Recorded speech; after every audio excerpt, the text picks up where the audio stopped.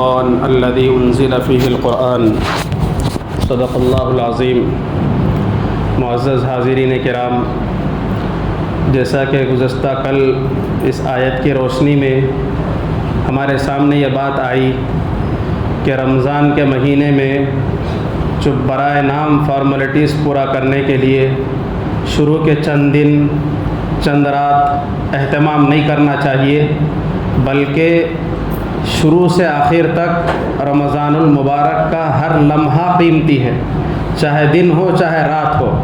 ہاں، بعض راتیں اور زیادہ فضیلت کی ہوتی ہیں، اس میں اور زیادہ اہتمام کرنا چاہیے، لیکن کسی بھی موقع پہ تھکنا نہیں چاہیے، اپنے شوق میں اضافہ کرتے رہنا چاہیے۔ اور یہ سب کب ہوگا؟ جب ہم اس کا علم حاصل کریں گے تو ہمیں صحیح معنوں میں فائدہ ہوگا۔ رمضان المبارک کی حد تک یہ بات خاص نہیں ہے، بلکہ جو بھی دین کا تقاضا ہمارے سامنے ہے پہلے اس کا ہمیں علم حاصل کرنا چاہیے۔ چاہے حج کر رہے ہوں، چاہے عمرہ کر رہے ہوں، پیسے آ گئے ہیں، زکوٰۃ دینا ہے، اس میں اللہ کے حقوق ادا کرنا، بندوں کے حقوق ادا کرنا۔ خالی پیسہ آیا لیکن دین کا علم نہیں آیا تو پھر وہ پیسہ تباہی کی طرف لے کے جائے گا۔ اس لیے ہر موقع پر اس وقت کا ضروری دین سیکھنا ضروری ہے۔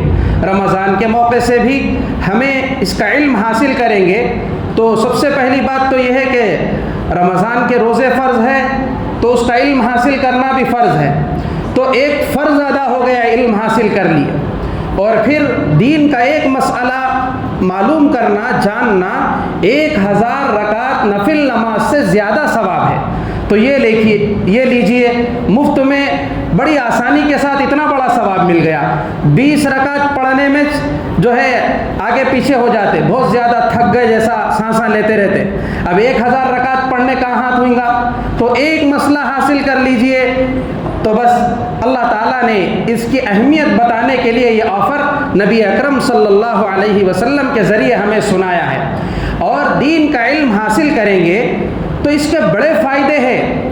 ایک تو یہ ہے کہ اطمینان ہوگا دل کو کہ ہم نے جو عبادت کی ہے وہ صحیح انجام دی ہے، ایک سیٹسفیکشن ہوگا، ورنہ پھر ہمیشہ کنفیوژن لگا رہے گا کہ وہ صحیح ہے کہ نہیں کی، اور جو ہے کیا ہوا کہ کیا نہیں کی، ایک دھک دھکی لگی ہوئی رہتی۔ اسی طریقے سے اگر ہم دین کا علم حاصل نہیں کریں گے اور پھر عمل کریں گے تو بڑے نقصانات ہیں، بڑے خسارے ہیں، یعنی نیکی برباد، گناہ لازم۔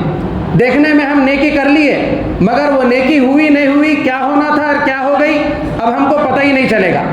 مثال کے طور پر روزوں ہی کا مسئلہ لے لیجئے کہ اگر ہم نے علم حاصل نہیں کیا اور غلطی سے یہ ہو گیا کہ اپنے آپ قے ہو گئی، تو کسی نے یہ سمجھا کہ اب قے ہو گئی نا، روزہ ٹوٹ گیا ہوں گا۔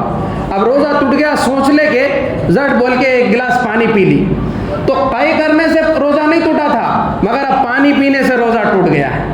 تو دیکھیے، ذرا نہیں معلوم ہونے کی وجہ سے ایک عمل برباد ہو گیا ہے۔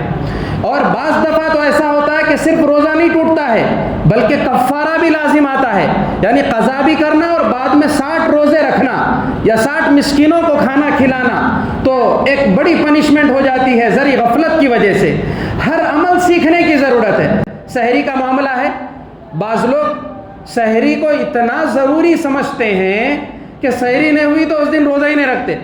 ارے کیا بتا رہے، بغیر سحری کے کیسا روزہ رکھیں گے؟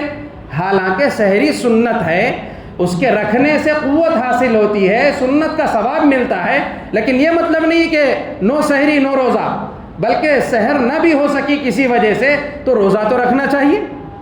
اور بعض لوگ یہ کرتے ہیں کہ ان کو پتہ نہیں چلتا اور بعد میں نیت کرنے کا موقع ہوتا ہے زوال سے پہلے، 12 بجے سے پہلے، تو جب تک بھی نیت نہیں کرتے ٹائم پورا نکال دیتے ہیں، دن بھر بھوکا رہتے ہیں۔